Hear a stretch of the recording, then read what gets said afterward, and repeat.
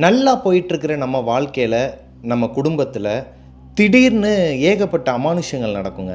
அமானுஷ்யங்கள்ங்கிறது தடங்கல்களாக கூட இருக்கலாம். அது எப்படின்னா, நிறைய பேர் அனுபவிச்சிருப்பீங்க உங்களோட வாழ்க்கையில். உங்களுக்கு சொந்த வீடு ஒன்று இருக்கும். உங்கள் அப்பா அம்மா கரெக்டாக வீட்டில் சண்டை போடாமல் குழந்தைங்களுக்குன்னு சொல்லிட்டு டைம் ஸ்பெண்ட் பண்ணுறதா இருக்கட்டும், நீங்களும் உங்கள் அப்பா அம்மா கிட்ட டைம் ஸ்பெண்ட் பண்ணுறதா இருக்கட்டும். என்ன ப்ரோ இதெல்லாம் ஒரு பெரிய விஷயமான்னு கேட்டிங்கன்னா, பெரிய விஷயந்தாங்க. இதெல்லாம் நிறைய பேருக்கு கிடைக்கவே இல்லை, கிடைக்கிறதில்ல இப்போ இருக்கிற ஜென்ரேஷனுக்கு. அதே மாதிரி தான் இன்றைக்கி நம்ம பார்க்க போகிற கதையிலையுமே ஒரு ரொம்பவே சுவாரஸ்யமான ஒரு கதை தாங்க. என்னென்னா, அவங்க வீட்டில் அப்பா அம்மா இவர் பையன் 3 பேர். இவங்களோட வாழ்க்கை ஸ்மூத்தாக சுமூகமாக நல்லதாங்க போயிட்டு இருந்திருக்குது. இவங்க ஒரு முஸ்லீம் ஃபேமிலி. கரெக்டாக போயிட்டு இருந்த இவங்க வாழ்க்கையில் சொந்த வீடு வச்சுருக்கிறாங்க. அப்பா ஆட்டோ டிரைவராக இருக்கிறாரு. அவருக்கு கரெக்டாக இன்னொரு 2 ஆட்டோ வேறு வாங்கி அதை வேறு ஒருத்தவங்களுக்கு வாடகைக்கும் விடுறாரு. நல்லா போயிட்டு இருந்த இவங்க வாழ்க்கையில் அடுத்தடுத்து அடிமேல் அடி விழுகுதுங்க. இதுக்கு இவங்க தான் காரணம்னு சொல்லிட்டு ரொம்ப உறுதியாக இருக்கிறாங்க. அதுக்கு அவங்க என்னென்னலாம் பண்ணணுமோ அதெல்லாம் பண்ணவும் செஞ்சுருக்கிறாங்க. தர்காவுக்கு போகிறது, 5 வேளை தொழுவுறது அப்படின்னு சொல்லி இவங்களால முடிஞ்சது எல்லாமே பண்ணியிருக்கிறாங்க. இருந்தாலும் அவங்களால அந்த அமானுஷ்யத்திலேருந்து வெளியே வர முடியலை. ஒரு கட்டத்துக்கு மேலே தான் அவங்களுக்கு தெரியுது, இதனால் வந்தது இல்லை, இதாண்டா ட்விஸ்ட்டுங்கிற மாதிரி பயங்கரமான ஒரு ஸ்டோரிங்க. வாங்க ஸ்டோரிக்குள்ளே போகலாம். Welcome to our show Devil's kitchen.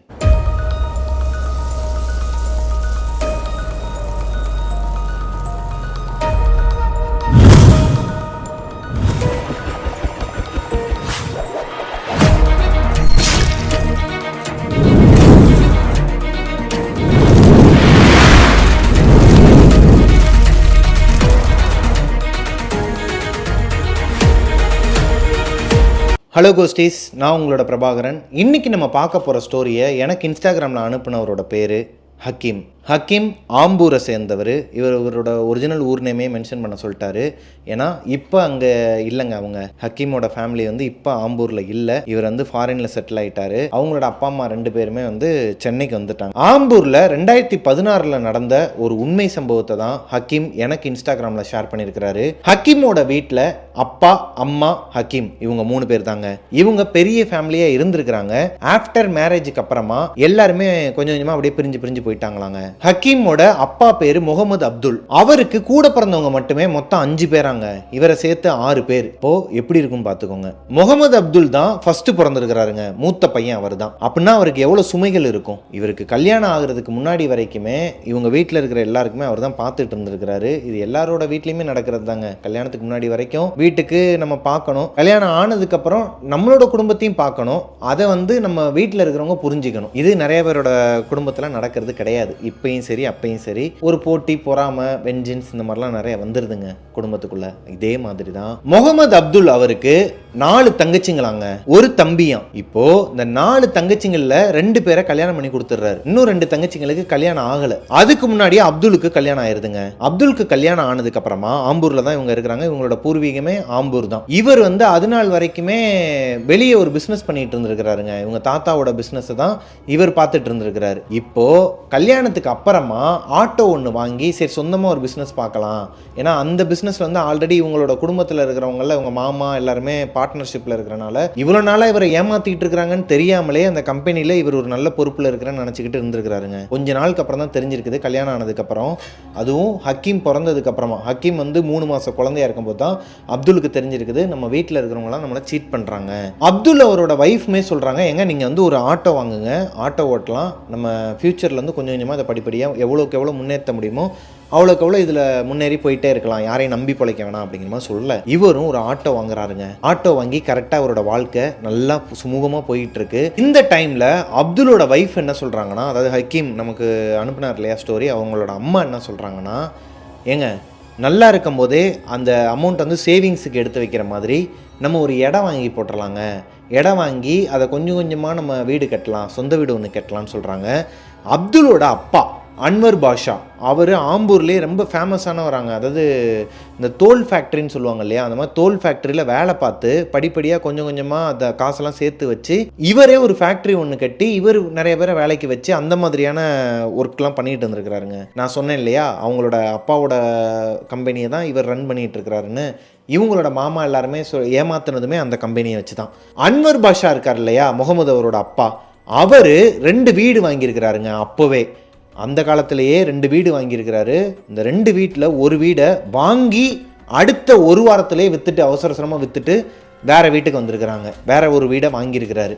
அப்போது இப்போ இவங்களுக்குன்னு சொல்லிட்டு ஒரு பூர்வீக வீடும் ஆம்பூரில் இருக்குது. இந்த பூர்வீக வீடு வந்து இவங்க எல்லாருக்குமே சமம். இந்த 5 அண்ணன் தம்பி தங்கச்சிங்க இருக்காங்க இல்லையா, இவங்க எல்லாருக்குமே சமம். எல்லாருக்குமே வந்து பிரித்து கொடுக்கணும் அமௌண்ட்டை. அதனால் இந்த அமௌண்ட்டை பிரித்து கொடுத்துட்டு அதுலேருந்து வர காசை எடுத்து நம்ம ஒரு இடம் வாங்கி நம்ம தனியாக வீடு கட்டலாங்கன்னு சொல்லிட்டு அப்துல்லோட ஒய்ஃப் சொல்கிறாங்க.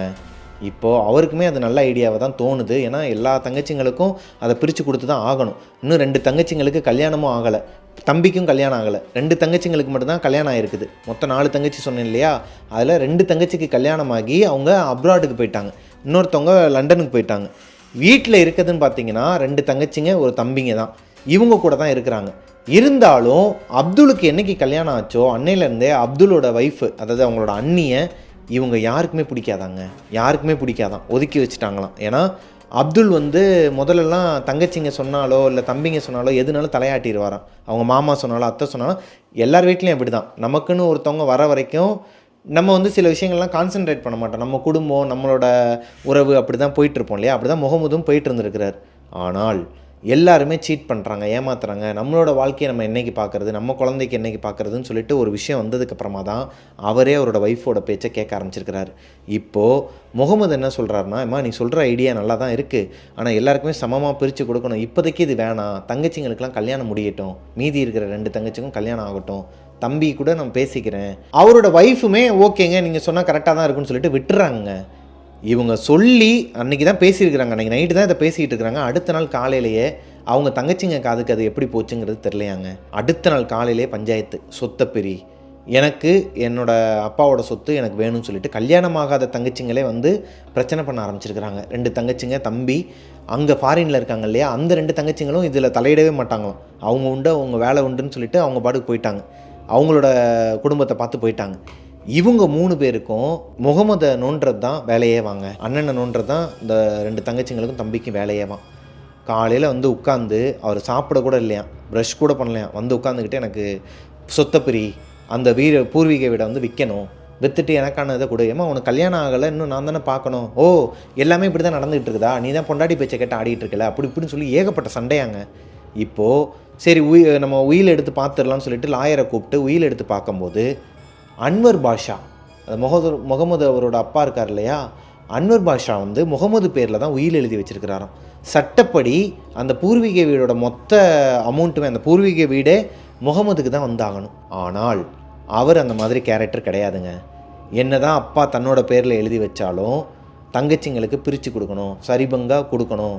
அதாவது ஃபாரினில் இருக்காங்க பார்த்தீங்களா, அந்த தங்கச்சிங்களும் சேர்த்தே பிரித்து கொடுத்துருவோம் அப்படிங்கிற ஒரு முடிவுக்கு வராரு. அதன்படி அந்த வீடையும் சேல் பண்ணுறாங்க.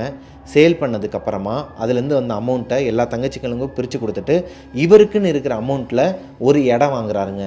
இந்த இடம் வாங்கினாலே என்னன்னு தெரில, எல்லாருக்குமே இந்த மாதிரி ஒரு டேர்னிங் பாயிண்ட் வருங்க வாழ்க்கையில். என்றைக்கு இந்த நிலத்தை வாங்கி போட்டாரோ அன்னையிலேருந்து அடுத்தடுத்து அவருக்கு வளர்ச்சி மேலே வளர்ச்சிங்க. 2 ஆட்டோ எக்ஸ்ட்ரா வாங்குறாரு, வாங்கி அதை வாடகைக்கு விடுறாரு. இப்படியே ஒரு ஸ்டாண்டு வைக்கிற அளவுக்கு ஒரு பெரிய ரேஞ்சுக்கு வராருங்க. கிட்டத்தட்ட ஒரு 7 ஆட்டோவுக்கு மேலே வாங்குறாங்க. அதில் வர அமௌண்ட்டை வீடு கட்டுறதுக்கு பயன்படுத்துகிறாங்க. இவருக்கு வெளியே நிறைய இந்த ரியல் எஸ்டேட் வேலையெல்லாம் பார்ப்பாராம். நம்ம முன்னாடி பார்த்த கதையில் மாதிரி வட்டி கொடுக்குற அந்த மாதிரிலாம் கிடையாது. ரியல் எஸ்டேட்டில் இவரோட ஃப்ரெண்ட்ஸு கூட அங்கங்கே சுற்றி கொஞ்சம் வேலைகள்லாம் பார்ப்பாராம். அப்படி பார்க்கும்போது அதுலேருந்து அமௌண்ட்டு கொட்டுன்னு கொட்டி வீடும் கட்டி முடிச்சிடுறாருங்க.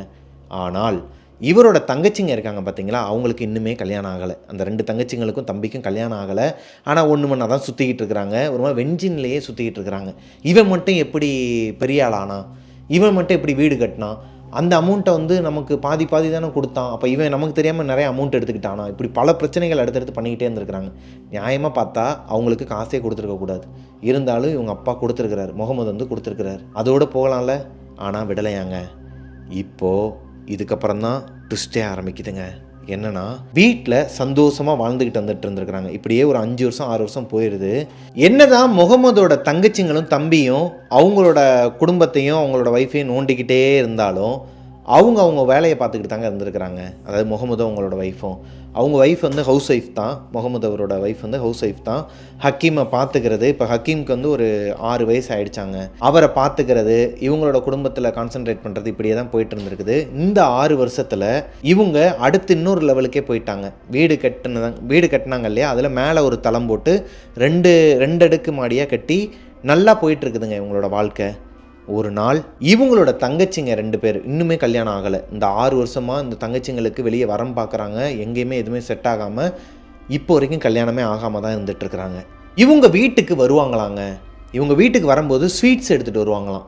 முகமது அப்துல் அவரால் கேட்க முடியாது, எதனால் தன்னோட தங்கச்சிங்க வீட்டுக்கு வராங்க, ஏன் வரீங்க, எதுக்கு வரீங்கன்னு கேட்க முடியாது. அவங்க ஒய்ஃபாலையும் கேட்க முடியாதனால வந்தவங்கள வாங்கன்னு சொல்லி உட்கார வச்சு அவங்கள நல்லா உபசரித்து தான் அனுப்புவாங்களாங்க. ஆனால் அவங்க கொண்டு வர ஸ்வீட்டை மட்டும் அவங்க அம்மா சாப்பிடவே மாட்டாங்களாம். ஹக்கீம் மட்டும் அவங்க அம்மா பேச்சை கேட்காம அங்கேயே 6 வயசு குழந்தைக்கு என்ன தெரியும், ஸ்வீட்டை எடுத்து சாப்பிட்றது, எல்லாத்தையுமே காலி பண்ணுறது, இந்த மாதிரிலாம் பண்ணிகிட்டு இருப்பாராங்க. இவங்க என்னன்னைக்கெல்லாம் வந்துட்டு போகிறாங்களோ வீட்டுக்கு, அடுத்த நாள் ஹக்கீமுக்கு உடம்பு முடியாமல் போயிடுமா. இவங்களோட வீட்டில் நிறையா அமானுஷ்யங்கள் நடக்குமாங்க. அப்படி தான் ஒரு நாள் அவங்களோட தங்கச்சிங்க 2 பேர் வந்துட்டு போனதுக்கப்புறமா நைட்டு நல்லா தூங்கிட்டு இருந்துருக்குறாங்க. ஒரு 12-12:30 இருக்குமாங்க. ஒரு சத்தம் கேட்குது. இவங்களோட கிச்சனில் ஏதோ பாத்திரங்கள்லாம் உருட்டுற சத்தம் கேட்குதாங்க. ஹக்கீமோட அம்மா எந்திரிக்கிறாங்க. எந்திரிச்சு பார்க்கும்போது பக்கத்தில் ஹக்கீம் இல்லை. ஹக்கீம் தான் பசியில் போயிட்டு சாப்பாடை உருட்டிகிட்டு இருக்கிறானா, சாப்பாடுக்கு கிச்சனில் உருட்டிகிட்டு இருக்கிறானோன்னு சொல்லிட்டு அவங்க அம்மா எந்திரிச்சு போய் பார்க்க போகிறாங்க. முகமது அப்துல் வந்து படுத்து தூங்கிட்டு இருக்கிறாரு. இப்போது அவங்களோட ஒய்ஃப் எந்திரிச்சு போய் பிள்ளைய காணுமேன்னு சொல்லிட்டு பார்க்க போகும்போது கிச்சனுக்குள்ளே ஹக்கீம் இல்லையாங்க. பாத்திரம் உருட்டுற சத்தம் மட்டும் கேட்டுக்கிட்டே இருந்திருக்குது. உள்ளே போய் பார்த்தா ஒரு மாதிரி புகை மாதிரியான உருவம். அதுவும் இவங்க கொண்டு வந்தாங்க இல்லையா அந்த ஸ்வீட் பாக்ஸ், அந்த ஸ்வீட் பாக்ஸுக்கு பக்கத்தில் உட்காந்துருக்குதாங்க. உட்காந்துக்கிட்டு அந்த கிச்சனில் இருக்கிற பாத்திரங்கள்லாம் உருட்டிகிட்டு இருக்குதான். இப்போது இவங்க இதை பார்த்த உடனேயுமே கத்தலை, ஓத ஆரம்பிக்கிறாங்க. ஓத ஆரம்பித்ததுக்கப்புறமா ஒரு ஃப்ராக்ஷன் ஆஃப் த செகண்டில் அந்த உருவம் மறைஞ்சிருது அந்த இடத்துலேருந்து. இதை இவங்களோட ஹஸ்பண்ட் கிட்ட சொல்லலாம்னு சொல்லிட்டு விறுவிறுன்னு நடக்க போனவங்க இன்னொரு விஷயத்த கவனிக்கிறாங்க. ஹக்கீம் நடு ஹாலில் உட்காந்துக்கிட்டு டிவி இருக்குமா. இவங்களோட வீட்டோட அமைப்பு எப்படி இருக்குன்னா, நான் சொன்னேன் இல்லையா, முதல்ல கீழே மட்டும் தான் கட்டியிருக்கிறாங்க, அப்புறமா மேலே கட்டியிருக்கிறாங்கன்னா இப்போ மேலே தான் இருக்கிறாங்க. கீழே இருக்கிறத வந்து ஒரு ஹால் மாதிரி தான் யூஸ் பண்ணிகிட்ருக்குறாங்க. மேலே தான் பெட்ரூம் ஒன்று இருக்குமா, நடுவில் ஒரு ஹால் மாதிரி இருக்குமா, அதை ஒட்டியே கிச்சன் இருக்குமா, காமன் பாத்ரூம் ஒன்று இருக்குமா, உள்ள ரூமில் அட்டாச் பாத்ரூம் இருக்குமா. இந்த ஹாலில் ஒரு சோஃபா இருக்கும், சோஃபாவுக்கு நேராக ஒரு டிவி இருக்குமாங்க. இந்த டிவிக்கு பக்கத்தில் தான் கார்னராக இப்படி இருக்குமா, செவரு முற்ற இடம்பாங்க இல்லையா, 4 செவரு கார்னர். அந்த கார்னரில் உட்காந்து ஹக்கீம் முட்டிக்கிட்டு இருக்கிறாராங்க செவத்தில். மிட் நைட் 12:30 மணி இருக்குமா. 12:30 மணிலேருந்து 1 மணிக்குள்ளே அந்த பையன் எதனால் எந்திரிச்சு வரணும் வெளியே, எதனால் இந்த மாதிரி பேரநார்மல் ஆக்டிவிட்டி பண்ணணும், இவங்களுக்கு ஒன்றுமே புரியலையாங்க. பேகம் என்ன பண்ணுறாங்கன்னா, வேகமாக ஓடி போய் தன்னோட பையனை தூக்குறாங்க. வாடான்னு சொல்லி இழுத்தாலுமே அந்த 6 வயசு பையனோட வெயிட் என்னங்க இருக்கும், இவங்களால இழுக்க முடியலையாங்க. அந்த பையன் உட்கார்ந்தவன் அப்படியே இருக்கிறானோ, தலையை கீழே குனிஞ்சவன் அப்படியே இருக்கிறானோ. அது ஹக்கீமோட வாய்ஸே கிடையாதான்.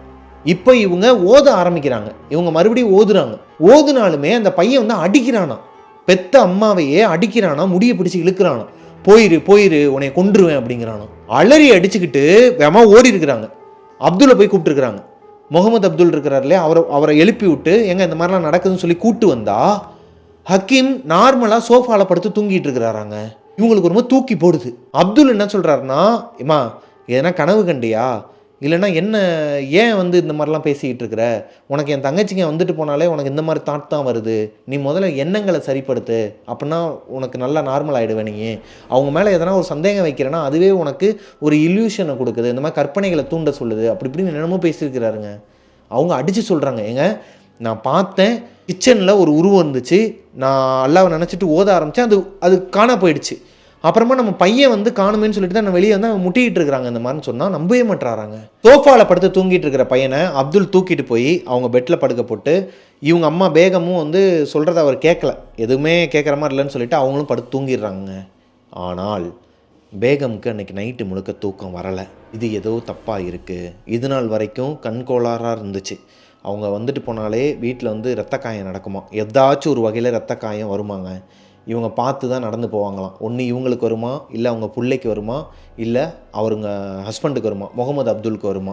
இதையுமே அவங்க வீட்டுக்காரர் என்ன நினச்சிப்பாருன்னா, ஏய் நம்ம பார்த்து நடக்காமல் எல்லாத்துக்கும் அவங்க மேலே பழிய போடுவியா அப்படிங்கிற மாதிரி சொல்லிட்டு இருப்பாராங்க. இப்போது இன்னைக்கு நைட்டு நடந்ததை இவங்களால ஏற்றுக்கவே முடியலை. அடுத்த நாள் காலையில் முகமது அப்துல் எந்திரிச்சு சவாரிக்கு போயிடுறாருங்க. ஆட்டோ எப்பயுமே அவர் 7 மணிக்கெலாம் வீட்டை விட்டு கிளம்பிடுவாராம். அதாவது அன்னைக்கு சாட்டர்டே, இவருக்கு லீவு. ஹக்கீமுக்கு இந்த ஸ்டோரி அனுப்புனார் இல்லையா, அவர் 6 வயசு பையன்தான். ஸ்கூலும் லீவுங்கிறனால நல்லா படுத்து தூங்க விட்டுறாங்க.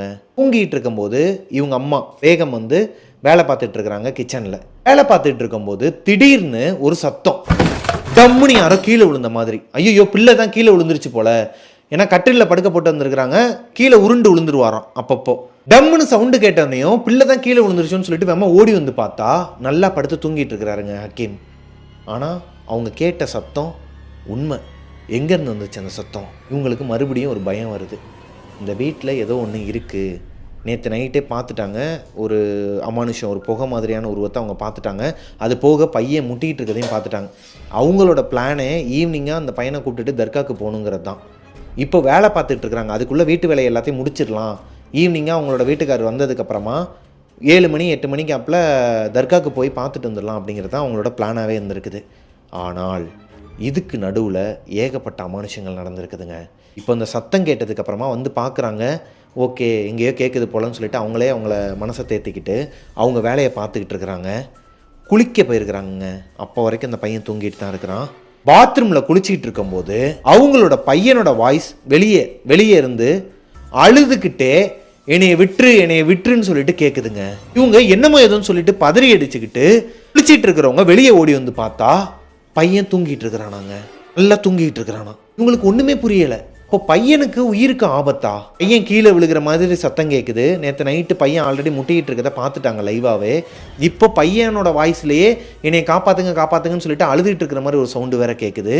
இப்போது பயந்து போன பேகம் என்ன பண்ணுறாங்கன்னா, ஈவினிங்காக போட்ட பிளானை அவங்க ஹஸ்பண்ட் வரதுக்கு முன்னாடியே வேற ஒரு ஆட்டோ பிடிச்சி இவங்க வாடகைக்கு விட்டுருப்பாங்க இல்லையா, அவருக்கு ஃபோன் போட்டு பக்கத்து வீட்டுக்காரங்கன்னா அவரை வர வச்சு இந்த பையனை எழுப்பி குளிப்பாட்டி தர்காவுக்கு கூட்டு போயிருக்கிறாங்க. ஏன்னா இவங்களுக்கு சரியாக படலை, ஏதோ ஒன்று தப்பாக இருக்குது. தர்காவுக்கு போனதுக்கு அப்புறமா தான் இவங்களுக்கு ஒரு விஷயம் புரிய வருதுங்க. இவங்க பையனுக்கு யாரோ ஒருத்தவங்க செய்வனை பண்ணியிருக்கிறாங்க, ஏதோ ஒரு விஷயத்தை ஏவி விட்டுருக்குறாங்க. யார் இதை பண்ணாங்கன்னு சொல்லிட்டு அவங்க அம்மா கேட்கும்போது, உங்கள் சொந்தக்காரங்களில் யாரோ ஒருத்தவங்க தான் இதை பண்ணியிருக்கிறாங்கன்னு சொல்லி அந்த பாய் சொல்லியிருக்கிறாருங்க. நான் அந்த பையன் சாப்பிட்ட சாப்பாட்டு மூலயமா இவனுக்கு ஒரு சில விஷயங்கள்லாம் உள்ளே செலுத்தியிருக்கிறாங்க, அதுதான் இவனை இந்த மாதிரிலாம் பண்ண வைக்குது. இன்னும் ஒரு 2 நாள் கழித்து வந்திருந்தீங்கன்னா அந்த பையன் வந்து பிளட் வாமிட்டே எடுத்திருப்பான் அப்படிங்கிற மாதிரிலாம் சொல்லியிருக்கிறாங்க. அப்போது இவங்க அம்மாவுக்கு தெளிவாக புரிஞ்சிருச்சு. லாஸ்ட்டாக இவங்க வீட்டுக்கு வந்துட்டு போனது இவங்களோட தங்கச்சிங்க 2 பேர் தான். அவங்க தான் ஸ்வீட்ஸு இதெல்லாம் வாங்கிட்டு வந்துருக்குறாங்க. இப்போ தான் ஒரு விஷயத்தையும் தெரிஞ்சுக்கிறாங்க. முஸ்லீம்ஸ் நிறைய பேர் இதை பார்த்துட்ருப்பீங்கன்னு நினைக்கிறேன். ஸ்வீட்டில் வைப்பாங்களாங்க. ஸ்வீட்டில் வந்து இந்த மாதிரியான விஷயங்கள்லாம் வைப்பாங்களாம். நம்ம வீட்டுக்கு வந்து எடுத்துகிட்டு வருவாங்க இல்லையா, ஒரு வீட்டுக்கு போகிறாங்கன்னா ஸ்வீட்ஸ் வாங்கிட்டு வருது, காரச்சேவை அதுன்னு சொல்லி வாங்கிட்டு வருவாங்க, காரம் இனிப்புன்னு வாங்கிட்டு வருவாங்க இல்லையா, அதில் இந்த இனிப்பில் வைப்பாங்களாம். குடும்பம் நல்லா இருக்கக்கூடாது. அந்த மாதிரி தான் ஹக்கீமுக்கு கொண்டு வந்த ஸ்வீட்டு, ஹக்கீமுக்குன்னு கொண்டு வரல, அந்த ஸ்வீட் கொண்டு வந்ததே பேகமுக்கு தான். ஆனால் அவங்களுக்கு ஒரு முன்னெச்சரிக்கையாக சாப்பிடாம விட்டுறாங்க அவங்க. அதனால அவங்க பையன் சின்ன பையன் தான் இல்லையா, எடுத்து சாப்பிட்றான். அட்லீஸ்ட் சின்ன பையன் சாப்பிட்றானேங்கிற ஒரு இறக்க குணம் கூட இல்லாமல் அப்படியே சாப்பிட விட்டுருக்குறாங்க அவங்க அத்தைங்க. இப்படி இருக்கிறாங்கன்னு பாருங்கள். அந்த பையன் அதை சாப்பிட்டனால தான் அவனை கொஞ்சம் கொஞ்சமாக அவங்க கொண்டு வந்த அந்த மருந்து வந்து வேலை செஞ்சு அவனே ஒரு மாதிரி அமானுஷமாக பிஹேவ் பண்ண ஆரம்பிச்சிருக்கிறான். இப்போது இந்த பாய் வந்து மந்திரிச்சு கயிறு கட்டி விட்டுருக்கிறாரு. அது போக சில விஷயங்கள்லாம் கொடுத்து விட்டுருக்கிறாரு. அதை அவங்க வீட்டில் போய் பண்ணவும் சொல்லியிருக்கிறாருங்க. எழுத்துக்கள்லாம் எழுதி பேப்பரில் எழுதி கொடுப்பாங்களாம். அதை கேஸ் ஸ்டவ்வில் வந்து வச்சு எரிக்கிற மாதிரிலாம் கொடுப்பாங்களாம். அந்த மாதிரி விஷயங்களை ஒரு 7 நாள் தொடர்ந்து பண்ணுங்கன்னு சொல்லியிருக்கிறாங்க. ஆனால் இந்த 7 நாளும் பண்ணுறதுக்கு முன்னாடி உனக்கு ஏகப்பட்ட தடங்கள் வரும். அந்த டைமிங்கையும் நீ மறந்துடுவ. ஒரு 6-6:30க்கு இந்த மாதிரி ஏற்ற சொல்லுவாராங்க. ஒரு 6-6:30க்கெலாம் கேஸ் ஸ்டவ்வை ஆன் பண்ணிவிட்டு அதில் இந்த பேப்பரை வந்து இடுக்கி வச்சு பிடிச்சி நல்லா எரிக்கணுமாங்க. அது மின்னுமா ஒரு மாதிரி. அது எரிஞ்சதுக்கப்புறமா அந்த ஸ்மெல் வந்து வீடு முழுக்க பரவுமா. இதை 6 நாள் 7 நாள் தொடர்ந்து பண்ணுங்கன்னு இருக்கிறாங்க. 3 நாள் பண்ணியிருக்கிறாங்க. 4வது நாள் அவங்களால பண்ண முடியலையா. எப்படி அது தடங்களாச்சுன்னு அவங்களுக்கே தெரிலையாங்க. ஒரு நாள் விட்டதோட விளைவு என்ன தெரியுமாங்க? உங்கள் ஹஸ்பண்டுக்கு ஆட்டோவில் போகும்போது ஆக்சிடெண்ட் ஆகிருக்குது. அவருக்கு எதுவும் ஆகலை. ஆனால் ஆட்டோ வந்து பயங்கரமாக சேதாரம் ஆகிருக்குதுங்க. அவர் குதிச்சிருக்கிறாரு கீழே, செஞ்சிருச்சு அவருக்குன்னு சொல்லிட்டு கீழே குதிச்சிடுறாரு. அதனால் தப்பிச்சிட்டாரு. இப்போது இவங்களுக்கு எப்படி இதை கொண்டு போய் அவங்க ஹஸ்பண்ட் கிட்ட சொல்கிறதுன்னு தெரிலங்க. உங்கள் தங்கச்சிங்க தாங்க இதுக்கு காரணம், அவங்க தாங்க இதெல்லாம் வச்சு நம்ம குடும்பம் நல்லா இருக்கக்கூடாதுன்னு சொல்லிட்டு நமக்கு நிறைய செய்வனெல்லாம் செஞ்சிட்ருக்குறாங்களாம், நான் தர்காவுக்கு போய் பார்த்தேன்னு சொல்லிட்டு ஒய்ஃப் வந்து ஹஸ்பண்ட் கிட்ட சொல்ல முடியுமா? அவங்க ஏற்றுப்பாங்களா? ஆல்ரெடி என்னோட தங்கச்சிங்களுக்கும் பொண்டாட்டிக்கும் ஆகாதுங்கிறது முகமதுக்கு தெரியும். அப்போது அவர் என்ன பண்ணுவார்? இதை மனசில் வச்சுக்கிட்டு பேகம் அவர்கிட்ட இந்த விஷயத்த சொல்லாமல் மறைச்சிட்றாங்க. ஒரு நாள் நைட்டு செம மழையாங்க, செம மழை பெஞ்சிக்கிட்டு இருக்கு, இடி மின்னலோட. நல்லா படுத்து தூங்கிட்டு இருக்கிறாங்க. மிட் நைட் ஒரு 2லேருந்து 2:30 மணி இருக்குமாங்க. பேகமை ஹக்கீம் எழுப்புறாரு. 6 வயசு பையன் அவங்க அம்மாவை எழுப்புறாரு. மிட் நைட் 2 மணிக்கு அவங்க அம்மாவை எந்திரிக்கிறாங்க. எந்திரிச்சோன்னே அவங்களுக்கு ஒன்றுமே புரியலை. ஆனால் ஒரு படபடப்பு இருக்குது. என்னடா அது மிட் நைட்டில் 2 மணியா 3 மணியான்னு அவங்களுக்கு தெரில. இருந்தாலும் பையன் இந்த மாதிரி எந்திரிக்க மாட்டானே நடுவில்னு சொல்லிட்டு எந்திரிச்சு என்னாச்சுப்பான்னு சொல்லி கேட்கும்போது அங்கே ஒருத்தன் நின்றுக்கிட்டு என்னை பார்த்தே முறைச்சிக்கிட்டே இருக்கிறான், எனக்கு பயமாக இருக்குது அப்படின்ட்டு இருக்கிறாரு. இவங்களுக்கு கண்ணெலாம் கலங்கி போய் யாரா முறைக்கிறான்னு சொல்லி திரும்பி பார்த்தா அங்கே யாருமே இல்லையா. இவங்களோட மெயின் டோர் வந்து எப்போயுமே ஓப்பனில் தான் இருக்குமா. அதாவது ரூம் இருக்கு இல்லையா, அவங்க படுத்து தூங்குற ரூமோட மெயின் டோர் வந்து ஓப்பனில் தான் இருக்குமா. இங்கே யாரோ ஒருத்தவங்க நிற்கிறாங்கன்னு அந்த பையன் காட்டி அழுகிறானாங்க. இவங்க கண்ணுக்கு யாருமே தெரில. அந்த பையனுக்கு உடம்புலாம் கொதிக்குதான், கை கால்லாம் நடுங்க ஆரம்பிக்குதான். அப்போ அந்த பையனோட கண்ணுக்கு யாரோ ஒருத்தவங்க தெரியுறாங்கங்கிறத இவங்க புரிஞ்சுக்கிறாங்க. இப்போது அந்த பாய் கொடுத்த கயிறங்கிறான்னு சொல்லி பார்க்கும்போது அதை கலட்டி எரிஞ்சிருக்கிறாங்க அந்த பையன். இதை ஏன்டா கலட்டி எரிஞ்சேன்னு சொல்லி கேட்டால், இதை கலட்டலைன்னா என்னை கொன்றுவேன்னு சொல்லி மிரட்டுறான், இதை கலட்டலைன்னா உன்னையை கொன்றுவேன்னு சொல்லி மிரட்டுறான், அப்பாவையும் கொன்றுவேன்னு சொல்லி மிரட்டுறான்னு சொல்லிட்டு அந்த பையன் சொல்லியிருக்கிறான். இப்படி இருக்கும் உங்கள் அம்மாவுக்கு, எங்கடா இருக்கிறான் அவன் சொல்லி கேட்கும்போது அங்கே தான் கையை காட்டுறானா. கரெக்டாக அந்த ஒரு இடத்த மட்டும் பாயிண்ட் பண்ணி கை காட்டியிருக்கிறான். இவங்க என்ன பண்ணுறதுனே தெரியாமல் குரான் எடுத்து ஓத ஆரம்பிச்சிருக்கிறாங்க. பையனுக்கு இந்த மாதிரி ஆனதே கிடையாதான். மிட் நைட்டில் அவன் எந்திரிச்சு அன்றைக்கி ஒரு நாள் போய் முட்டினான் இல்லையா, அதுக்கப்புறமா தர்காவுக்கு போயிட்டு வந்ததுக்கப்புறமா அவர் சொன்னதெல்லாம் பண்ணதுக்கப்புறமா ஓரளவுக்கு எல்லாமே சரியாக தான் போயிட்டு இருந்துருக்குது. ஒரு நாள் மிஸ்டேக் ஆனதில் அவங்க ஹஸ்பண்டுக்கு தான் காட்டியிருக்குது. பையன் நல்லா தான் இருக்கிறான். இப்போ ரொம்ப நாளுக்கு அப்புறமா மறுபடியும் பையனுக்கு இந்த மாதிரி வந்தோடனையும் பயந்து போய் ஜுரம் வேறு அடிக்கிறனால அப்துல்லை எழுப்பியிருக்கிறாங்க. ஏங்க எந்திரிங்க, பையனுக்கு ஏதோ ஆயிடுச்சுங்க, இந்த மாதிரி நடந்ததெல்லாம் சொல்கிறாங்க. இப்போது அவர் என்ன சொல்கிறாருன்னா, பயந்து பிள்ளையும் பயப்பட வச்சு இப்படி ஆக்கிடியாடி குழந்தைன்னு சொல்லி கேட்கும்போது அந்த பையன் அவங்க அப்பாக்கிட்டேயும் சொல்கிறார், அப்பா அம்மா மேலே தப்பு இல்லை, அங்கே ஒருத்தன் நிற்கிறான், அவன் தான் காரணம் எல்லாத்துக்கும்னு சொன்னதுக்கப்புறமா தான் அப்துலுக்கே புரிய வருது. என்னடா சொல்கிற, விளையாடாத படுத்து தூங்குங்கும் போது, இல்லைப்பா இவன் என்னை கொன்றுவான்ட்டு ஒரு மாதிரி பேச ஆரம்பிக்கிறாராங்க. அந்த பையனாகவே இல்லையா, கண்ணெலாம் ஒரு மாதிரி கருவளையம் வந்து ஒரு மாதிரி ரொம்ப உடம்பே உக்கி போய் ஒரு மாதிரி ரொம்ப தொங்கி போய், அப்பா என்னால் முடியலைப்பான்னு சொல்லி இந்த மாதிரி பேசுகிற பையனே கிடையாதான். இப்போ அவங்க அப்பாவுக்கும் சீரியஸ்னஸ் புரிஞ்சு நைட்டோட நைட்டாக அந்த ரூமை விட்டு, அதாவது அந்த வீட்டை விட்டு கிளம்பி அவரோட ஃப்ரெண்டு வீடு பக்கத்தில் இருக்குன்னு இல்லையா, அதாவது அவரோட ஆட்டோ வாங்கி ரெண்ட்டுக்கு ஓட்டுற அவரோட ஃப்ரெண்டோட வீட்டுக்கு போய் தங்கியிருக்கிறாங்க. இங்கே ஒரு அம்மா இருந்திருக்கிறாங்க.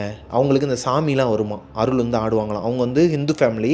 அவங்க வந்து என்ன சொல்லியிருக்கிறாங்கன்னா, இங்கே இந்த பையனோட உடம்புக்குள்ளே ஒரு ஆத்மா இருக்குது, இது வந்து சாதாரணமானது கிடையாது, இந்த பையனோட உயிருக்கே ஆபத்து, நீ உடனே இந்த கோயிலுக்கு போ அப்படிங்கிற மாதிரி சொல்ல. இப்போ அப்துல் என்ன சொல்கிறாருன்னா, மறுப்பே தெரிவிக்காமல் சரி ஓகே நாளை காலையில் நான் போயிடுறேன், என் பையன் தான் எனக்கு முக்கியம்னு சொல்லிட்டு படுத்துடுறாங்க. இவங்க வீட்டில் இப்படியே ஆப்போசிட் வீடு தான் அவரோட ஃப்ரெண்டோட வீடு. அவரோட ஃப்ரெண்டோட வீட்டிலேருந்து விண்டோ ஓப்பன் பண்ணால் இவரோட வீட்டோட மேலே இவங்களோட போர்ஷன், இவங்களோட பெட்ரூம் தெரியுமா. பெட்ரூமில் உங்கள் ஒய்ஃப் முதல்ல ஒரு உருவத்தை பார்த்தேன்னு சொன்னாங்க இல்லையா, அதே உருவத்தை அப்துலும் பார்த்துருக்குறாரு அன்னைக்கு விடிய காலையில் ஒரு 3:30லேருந்து 4 மணிக்குள்ளே. ஏன்னா பையனுக்கு இப்படி ஆயிடுச்சுன்னு சொல்லிட்டு அவருக்கு அன்றைக்கி நைட்டு முழுக்க தூக்கமே கிடையாதாங்க. அங்கே முழிச்சு தான் இருக்கிறாரு. ஜன்னல் வழியாக பார்க்கும்போது இவங்க வீட்டுக்குள்ளே யாரோ ஒருத்தவங்க நடமாடிக்கிட்டு இருக்கிறாங்களாம். இவங்க வீட்டில் யாருமே கிடையாது, இவங்க 3 பேர் தான். கதவு மூடிட்டு இங்கே வந்துட்டாங்க, லைட்டெல்லாம் ஆஃப் பண்ணிட்டு வந்துருக்குறாங்க. ஆனால் லைட் எரியுது. லைட்டு வெளிச்சத்தில் ஒரு உருவம் தெரியுது. இல்லை லிட்ரலி யாரோ ஒருத்தவங்க நடந்துகிட்டு இருக்கிறாங்க அவங்க ரூமில். இவருக்கு பழசெல்லாம் ஞாபகம் வருதாங்க. ஏன்னா முகமது அப்துல், நமக்கு இந்த ஹக்கீம்ங்கிறவர் தான் இந்த ஸ்டோரி அனுப்புனார். அவரோட அப்பா தான் முகமது அப்துல் ஆட்டோ ஓட்டிகிட்டு இருக்கிறாரு. அவரோட குடும்பத்தில் தான் அவங்க தங்கச்சிங்க செய்வன இதெல்லாம் வச்சு இவங்களுக்கு இந்த மாதிரி ஒரு விஷயங்கள்லாம் நடந்துகிட்ருக்கு. ஆனால் அன்வர் பாஷாங்கிறவர் முகமதோட அப்பா, ஹக்கீமுக்கு தாத்தா. சொன்னேன் இல்லையா, முதல்ல ஆம்பூரில் ஒரு தோல் ஃபேக்ட்ரியில் வேலை பார்த்துட்டு இருக்கிறாரு அன்வர் பாஷா. அதுக்கப்புறமா படிப்படியாக கொஞ்சம் கொஞ்சமாக காசு சேர்த்து வச்சு இவரே ஒரு பிஸ்னஸ் ஆரம்பித்து அதே தோல் பிஸ்னஸை இவர் பண்ண ஆரம்பித்து நிறைய பேருக்கு வேலை கொடுத்தான்னு சொன்னேன் இல்லையா. அப்படி அவர் கொடி கட்டி பறந்துட்டு இருந்த அந்த நேரத்தில் இவர் ஒரு வீடு கட்டியிருக்கிறாருங்க. ஒரு இடம் வாங்கி வீடு கட்டியிருக்கிறாரு ஆம்பூரில். யார்? அன்வர் பாஷா. ஹக்கீமோட தாத்தாவோட கதையை பற்றி இப்போ பார்த்துட்டு இருக்கோம். அவர் வாங்கின வீட்டில் தான் அதாவது ஹக்கீமோட அப்பா, அவங்களோட தங்கச்சிங்க எல்லாருமே மொத்தம் 5 குழந்தைங்க, அவங்களோட அப்பா அம்மா 7 பேர் வாழ்ந்துட்டு வந்துட்டு இருந்திருக்கிறாங்க. அது ஒரு பெரிய வீடாம். அவங்க வீட்டோட அமைப்பு எப்படி இருக்குன்னா, அந்த காலத்துலலாம் எப்படி இருக்குன்னா, ஒரு பெரிய கோட்டை சுவராங்க. இந்த கோட்டை சுவருக்குள்ளே நிறைய இடம் இருக்குமா, அதில் வீடு கட்டியிருப்பாங்களாம். உள்ளுக்குள்ளே வீடு கட்டியிருப்பாங்க. முன்னாடிலாம் இப்போ நம்ம ஒரு பார்க் மாதிரி ஏரியா வைக்கிறோம் இல்லையா, செடிலாம் வளர்த்து, அந்த மாதிரி இல்லாமல் அங்கே தான் படுத்து தூங்குவாங்களாம். வெளியே காத்தோட்டமாக இருக்கட்டும்னு சொல்லிட்டு. அப்போல்லாம் ஏசிலாம் கிடையாதுங்கனால வெளியே தான் படுத்து தூங்குவாங்களாம். கயிற்றுக்கட்டில் போட்டு அவங்க தாத்தா அன்வர் பாஷா கயிற்றுக்கட்டில் தூங்குவாராம். அவங்களோட ஒய்ஃபு, இந்த குழந்தைங்க எல்லாருமே கீழே படுத்து தூங்குவாங்களாம். ஒரு கிணறு ஒன்று இருக்குமாங்க பக்கத்துலேயே. இதுதான் அவங்க வீட்டோட அமைப்பு. ஒரு நாள் அன்வர் பாஷா எப்பயுமே அவரோட வேலையை முடிச்சுட்டு நைட்டு மிட் நைட்டில் தான் வருவாராம். ஒரு 12:30 மணி 1 மணி அப்போல தான் வீட்டுக்கே வருவாராங்க. அவர் வர வரைக்குமே அவங்களோட ஒய்ஃபும் குழந்தைங்க எல்லாம் வெளியே படுத்து தூங்குவாங்களாம். அப்துல்லாம் வெளியே தான் படுத்து தூங்குவாராம். அப்படி தூங்கிட்டு இருக்கும்போது ஒரு நாள் நைட்டு ஒரு 12லேருந்து 12:30 மணிக்குள்ளே அப்துலுக்கு தண்ணி தாகம் எடுத்துருக்குதுங்க. அப்போல்லாம் சொம்பில் தான் தண்ணி வச்சுருப்பாங்களாம். பக்கத்தில் ஒரு 3 சொம்பு வச்சுருப்பாங்களாம். அதில் தான் தண்ணி வச்சுருப்பாங்களாம். வெளியே படுத்து தூங்குறனால உள்ளே போய் எடுத்துகிட்டு வரணும்னு சொல்லி வெளியவே வச்சுருப்பாங்களாம். இந்த சொம்பை எடுத்து தண்ணி குடிச்சிக்கிட்டே யூரின் போயிருக்கிறாருங்க. அந்த கிணறுக்கு பக்கத்தில் தான் யூரின் போவாராம். கிணத்துக்கு பக்கத்தில் அந்த சைடு யூரின் போயிட்டு வந்து படுக்க போகும்போது ஒரு சவுண்டு. இவங்களோட கோட்டை சுவர் சுற்றிலும் இருக்குன்னு சொன்னேன் இல்லையா, அதுக்கு நடுவில் தான் இவங்க தூங்கிட்டு இருப்பாங்கன்னு சொன்னேன் இல்லையா, அந்த கோட்டை சுவரில் யாராச்சும் ஒருத்தவங்க ஒரு 3 கம்பியை வச்சு பரண்டுனா எப்படி சத்தம் கேட்கும், ஒரு மாதிரி சவுண்டு கேட்கும் இல்லையா, அந்த மாதிரி ஒரு வினோதமான சத்தம் கேட்குதுங்க. டெய்லியும் இங்கே தான் வெளியே தான் படுத்து தூங்குறவங்களுக்கு இன்னைக்கு வேற மாதிரி ஒரு மாதிரி அமானுஷ்யமாக சவுண்டு கேட்குது. திரும்பி பார்க்கலாமா வேணாமான்னு சொல்லிட்டு முகமதுக்கு ஒரு பயங்க. அவருக்கு சின்ன வயசுலேருந்தே பயப்படுவாராங்க. இந்த மாதிரி அமானுஷ்யங்கள்லாம் இருக்குமோன்னு சொல்லிட்டு கூட இருக்கவங்களாம் நிறைய விஷயங்கள் சொல்லுவாங்க. அந்த ஏரியாலேயே ஏகப்பட்ட அமானுஷ்யங்கள் இருக்குங்கிறத இவங்களுக்கே தெரியுமா, கேள்விப்பட்டிருக்கிறாங்களாம். இருந்தாலுமே வெளியே தான் படுத்து தூங்குவாங்களாம். முன்னாடி யாரோ ஒருத்தவங்க இருக்கிறாங்கங்கிறது அவரால் உணர முடியுது. மெதுவாக திரும்பி பார்த்துருக்குறாருங்க. சைடு கண்ணில் பார்க்கலான்ட்டு மெதுவாக திரும்பி பார்த்தா எரிஞ்சு போன ஒரு பொண்ணோட உருவம் ஒரு மாதிரி கோரமாக இருக்குதாங்க. அது பொண்ணா மனுஷியா எதுவுமே தெரியலையாம். ஒரு மாதிரி ஜந்து மாதிரி இருக்குதாங்க. இப்படி நடந்து வருதான். அவங்களோட கோட்டை சுவரை சுற்றிலும் அப்படியே ஒரு மாதிரி நடந்து வருதாங்க. அந்த முனி படத்தில் பார்த்துருப்போம். பார்ட் 2 பார்ட் 3 தெரில, ஒரு சுனிதா ஒரு கேரக்டர் பண்ணியிருப்பாங்க. ஒரு மாதிரி நடந்து வருவாங்க இல்லையா, கையை காலை பின்னாடி வச்சுக்கிட்டு, அந்த மாதிரி ஒரு அமைப்பில் நடந்து வந்துட்டு இருக்குதான்.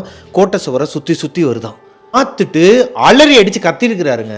கத்துன உடனேமே அவங்க அம்மா எந்திரிச்சிருக்கிறாங்க. யார்? அப்துலோட அம்மா, முகமது அப்துலோட அவங்க அம்மா அலறி அடித்து எந்திரிச்சிட்டு அவங்களோட தங்கச்சிங்க எல்லாருமே எந்திரிச்சிருக்கிறாங்க. முகமது இப்போ சொல்லியிருக்கிறாரு, அம்மா இந்த மாதிரி நான் பார்த்தம்மா ஒன்று நடந்துகிட்டு இருக்குமான்னு சொன்னோன்னையும் அவங்க அந்த பக்கம் பார்க்க கூட மாட்டுறாங்களாம். சரி வாவான்னு சொல்லிட்டு வந்து படுத்துருன்னு சொல்லிட்டு இழுத்து போட்டு போர்வையை பொத்தி பேசாமல் படுத்து தூங்கு, அது பாட்டுக்கு போயிடும், அமைதியாக படுத்து தூங்கு அப்படின்னு இருக்கிறாங்க. இப்போ தான் முகமதுக்கு ஒரு விஷயம் தெரியுது. அப்போ இது டெய்லியுமே நடக்குதா, இன்றைக்கி தான் நம்ம எந்திரிச்சு பார்த்துட்டோமா, பார்க்கக்கூடாது பார்த்துட்டோமான்னு சொல்லிட்டு ஒரு மாதிரி தூக்கமே வராமல் அப்பா வந்ததுக்கப்புறம் தூங்கிக்கலாம்னு சொல்லிட்டு அமைதியாக அப்படியே படுத்துருந்துருக்கிறாருங்க. அதுக்கப்புறமா அவர் எப்படி தூங்கினார்னு அவருக்கே தெரியலையாம். என்ன நடந்திருக்குன்னா, அன்வர் பாஷா வேலையை முடிச்சுட்டு 1:30 மணிக்கு வீட்டுக்கு வந்திருக்கிறாரு. வீட்டுக்கு வந்து பார்த்தா இவங்க வெளியே தான் படுத்து தூங்குவாங்க இல்லையா, இவங்க 5 பேர் ப்ளஸ் அவங்க அம்மா வெளியே படுத்து தூங்கினவங்க யாரையுமே காணும். தலகாணி, போர்வை, அந்த இவர் தூங்குகிற கயிற்றுக்கட்டில் எல்லாமே வெளியே தான் இருக்குது. ஆட்கள் யாருமே இல்லை. பயந்து போன அன்வர் பாஷா வேமா ஓடி போய் கதவை போட்டு தட்டுறாருங்க. தட்டுனா ரெஸ்பான்ஸே கிடையாது. பயந்துடுறாரு. ஜன்னலை ஓப்பன் பண்ணுற ட்ரை பண்ணுறாரு, ஓப்பன் பண்ண முடியலை. கண்ணாடி விண்டோ தானாங்க, அந்த கண்ணாடியை கீழே இருக்க கல்லை எடுத்து உடைக்கிறார். உடைச்சதுக்கப்புறமா உள்ளே எட்டி பார்த்தா 5 பேரும் போன மாதிரி கிடக்குறாங்களாங்க. இறந்து போனவங்க எப்படி இருப்பாங்க, தலகாணி எதுவுமே வைக்காமல் நடு ஹாலில் முகமதோட அம்மா, அவங்களோட 4 தங்கச்சிங்க, தம்பி 6 பேருமே ஒரு மாதிரி போன மாதிரி கிடக்குறாங்களாம். மேலே ஒரு மாதிரி பெட்ஷீட் போட்டு கிடக்குறாங்க. அன்வர் பாஷாவுக்கு ஒன்றுமே புரியலை. ஒரு மாதிரி தூக்கி போடுது. அவருக்கு கத்துறாரு, கதறாரு, எந்திரிங்கம்மான்னு சொல்லிட்டு அவங்களோட ஒய்ஃபோட பேரையும் பசங்களோட பேரை சொல்லி, முகமது தான் மூத்தவர் இல்லையா, அவரோட பேரை சொல்லி கத்துறாராம். யாருக்குமே கேட்கல. எல்லாருமே ஒரு மாதிரி அப்படி இறந்து போன மாதிரியே கிடந்தாங்களாங்க. அக்கம் பக்கத்தில் இருக்கவங்கலாம் கத்தி கூப்பிட்டு எல்லாருமே ஓடி வந்து கதவை போட்டு உடனே உடச்சி உள்ளே போய் எழுப்புறாங்களாம். எந்திரிக்கவே இல்லையா, எல்லாருமே அப்படியே செத்து போன மாதிரியே கிடக்குறாங்க.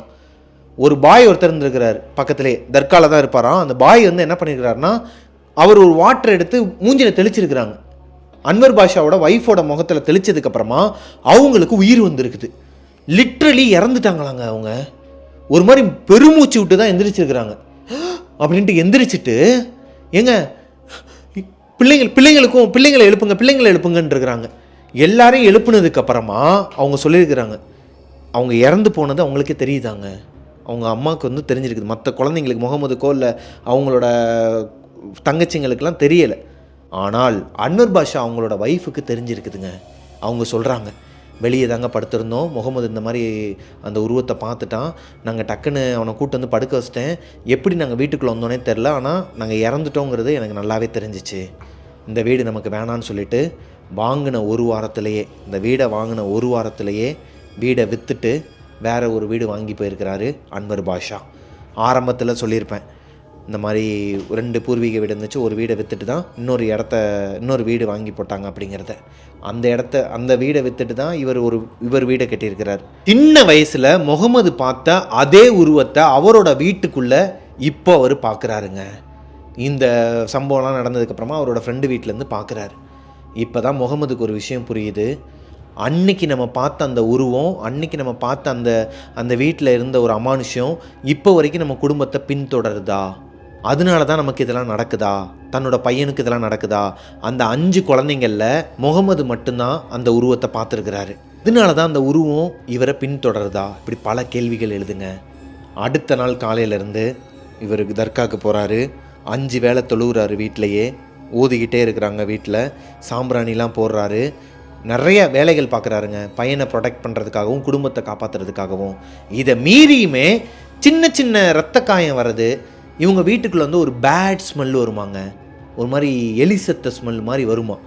இதுலேயே அவர் கணிச்சிடுறாரு, இது ஒரு நெகட்டிவான ஒரு ஜின் தான், இது தப்பான ஒரு ஜின் தான், நம்மளை பின்தொடருது அப்படிங்கிற ஒரு மைண்ட் செட்லேயே இருந்துகிட்டு இருந்திருக்கிறாரு. நாகர்கோயில் தர்கா கேள்விப்பட்டிருப்போங்க. இந்த நாகர்கோயில் தர்காவுக்கு போயிருக்கிறாரு குடும்பத்தோட. அவங்க ஒய்ஃபையும் ஹக்கீமையும் கூப்பிட்டுட்டு போனப்போ இங்கே இருக்கிறவர் என்ன சொல்கிறாருன்னா, நீ நினைக்கிறது கரெக்டு தான், உனக்கு வந்து சின்ன வயசுலேருந்தே ஒரு அமானுஷம் உன்னை பின்தொடருதுங்கிறது உண்மையான விஷயந்தான். ஆனால் இப்போ உன் வீட்டில் நடந்துட்டு இருக்கிறதுக்கு உன்னோட சொந்தக்காரங்களும் காரணம், உன்னோட உடன்பிறப்புகளும் காரணம்னு பளிச்சுன்னு மூஞ்சில் அடித்த மாதிரியே சொல்லியிருக்கிறாருங்க. ஸ்வீட் மேட்ரு இவங்கக்கிட்ட சொன்னாங்க இல்லையா, இவங்க ஒய்ஃப் கிட்ட சொன்னாங்க இல்லையா, தர்காவில் ஒரு பாய் வந்து பேகம் அவங்கக்கிட்ட சொன்னாங்க இல்லையா, அதே விஷயத்த இப்போ முகமது முன்னாடியும் சொல்கிறாரு. இப்போ பேகம் இப்போ தான் வாயவே திறக்கிறாங்க. ஏங்க இதை தாங்க நான் உங்ககிட்ட சொல்கிறதுக்கு ட்ரை பண்ணிக்கிட்டே இருந்தேன், அதனால் என்னால் சொல்ல முடியலை. இப்போ பாய் சொன்னோடனையும் இதுதான் எனக்கு வழி, இதை விட்டால் எனக்கு வேறு வழியே கிடையாது, இந்த டைமில் சொன்னால் மட்டும்தான் நீங்கள் ஏற்றுப்பீங்க, அதனால தான் சொல்கிறேன்.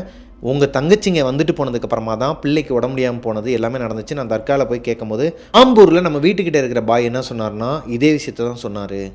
நீ ஏன் இதை என்கிட்ட முதல்ல சொல்லணும்னு சொல்லிட்டு கத்திருக்கிறாருங்க. இருந்தாலும் இது வந்து எப்படி வெளியே வரன்னு தெரியாமல் அந்த வீடு இப்போ வீடு கட்டினார் இல்லையா, அந்த வீடையும் விற்றுட்டு சென்னைக்கு வந்திருக்கிறாங்க ஹஸ்பண்ட் அண்ட் ஒய்ஃபாக. வந்து இங்கே ஒரு ஆட்டோ வாங்கி ஓட்டிக்கிட்டு வாடகை வீட்டில் இருந்து அவங்களோட தங்கச்சிங்க யாருக்குமே இப்போ வரைக்கும் தெரியாதான் இவங்க எங்கே இருக்கிறாங்கன்னு. அவங்க யார்கிட்டையுமே பேசாமல் ஒரு மாதத்தில் எல்லாத்தையுமே கொஞ்சம் கொஞ்சமாக மூவ் பண்ணி வந்துட்டாங்களாங்க. இப்போது ஹக்கீம் வந்து துபாயில் இருக்கிறாரு, ஒரு நல்ல ஒரு ஜாப்பில் இருக்கிறாரு. அவங்களோட அப்பா அம்மா 2 பேருமே சென்னையில் இருக்கிறாங்களாங்க. வாடகை வீட்டில் இல்லை, சொந்த வீடு வாங்கி அவங்க எல்லாருமே இப்போ வெல் செட்டில்டாக இருக்கிறாங்களாம். இப்போ வரைக்குமே அவங்க அத்தைங்களை நேரில் போய் பார்க்கவே இல்லையாம். அதே மாதிரி அவங்க தங்கச்சிங்களை இவரும் நேரில் போய் பார்க்கவே இல்லையாம். அந்த ஒரு அமானுஷ்யம் இருக்கு இல்லையா, சின்ன வயசில் அவங்க வெளியே படுத்துருக்கும்போது கோட்டை சோரில் நடந்து வந்துச்சு, அது யார், எதனால் அவங்க அப்பா கண்ணுக்கு தெரிஞ்சிச்சு, எதனால் அவங்க அப்பா கண்ணுக்கு மறுபடியும் இந்த சம்பவம் நடந்துகிட்ருக்குமோ அவங்க வீட்டுக்குள்ளே தெரியணும், இது எதுவுமே அவங்க அப்பாவுக்கு தெரியாதாங்க. கேட்டால் சரியாகவும் சொல்ல மாட்டாராம். அது ஒன்று தேவையில்லாத விஷயம், நானே அதை மறக்கணும்னு நினச்சிட்ருக்கேன், அதை பற்றி பேசாதன்னு சொல்லிடுவாராம். அல்லாவோட பாதுகாப்பில் இப்போ நம்ம நல்லா தானே இருக்கிறோம், அந்த அல்லா நம்மளை நல்லா வச்சுருக்கிறார்ல, அதோடு விட்டுரு, உன் வேலையை மட்டும் நீ பாருன்னு சொல்லிவிட்டு அப்படியே விட்டாராங்க. இப்போ ஹக்கீமுக்கு கல்யாணமாகி அவருக்கு 2 குழந்தைங்களும் இருக்குதான். இதுதான் அவங்களோட வாழ்க்கையில் நடந்த ஒரு உண்மை கதையாங்க. இதை என்கிட்ட ஹக்கீம் ஷேர் பண்ணியிருந்தார். அவர் உண்மையாகவே இப்போ துபாயில் தான் இருக்கிறாரு. அவரோட ஒரிஜினல் நேமும் ஹக்கீம் தான், அவங்க அப்பா பேர் முகமது தான், அவங்களோட ஒரிஜினலான ஊருமே அந்த எல்லாமே உண்மைங்க. இந்த கதையில் சொன்ன எல்லாமே அவர் பேர் எல்லாத்தையுமே மென்ஷன் பண்ண சொல்லிட்டாரு, நானும் மென்ஷன் பண்ணிட்டேன். இந்த ஸ்டோரி உங்களுக்கு பிடிச்சிருக்குன்னு நினைக்கிறேன்.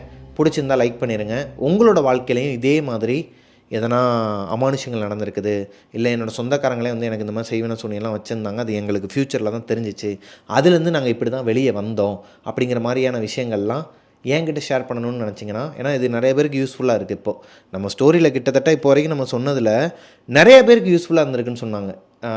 சில முறைகள்லாம் இந்த வீட்டில் பேய் இருக்கா இல்லையான்னு பார்க்குறதுக்கெலாம் நிறைய ஸ்டோரிலாம் சொல்லியிருப்போம். ஸ்டோரியில் சின்ன சின்ன விஷயங்கள்லாம் அதெல்லாம் பண்ணி பார்த்துருக்குறாங்க நிறைய பேர். அதெல்லாம் வந்து பண்ணி பார்த்தப்போ எங்கள் வீட்டில் இருக்கிறத தெரிஞ்சுக்கிட்டோம்லாம் சொல்கிறாங்க. அதெல்லாம் உண்மையாக பொய்யான்னு எனக்கு தெரில. இருந்தாலும் நான் எப்பயும் சொல்கிறதான் இப்பயும் சொல்கிறேன். இது உண்மைன்னு நினச்சி பார்க்குறவங்களுக்கு இது உண்மை. வந்து ஒரு கதையாக பார்த்துக்கோங்க, அவ்வளோதான். இது வந்து என்டர்டெயின்மெண்ட். உங்களுக்கு தேவை ஒரு படம் பார்க்க போகிறீங்கன்னா, ஒரு பேய் படம் பார்க்க போகிறீங்கன்னா, அதில் உங்களுக்கு ஒரு கதை வேணும், உங்களை பயமுறுத்துகிற மாதிரியான சில விஷயங்கள்லாம் வேணும். அந்த மாதிரி இதை நினச்சிக்கோங்க. பிடிச்சிருந்தால் லைக் பண்ணிடுங்க. மிஸ்டர் பிரபாகரன் யூடியூப் சேனலை சப்ஸ்கிரைப் பண்ணிடுங்க. பக்கத்தில் இருக்க பெல் ஐக்கானை தட்டி விட்டுருங்க. நெக்ஸ்ட் இதை விட ஒரு சூப்பரான ஸ்டோரியோட உங்களை மீட் பண்ணுற வரைக்கும் பாய்.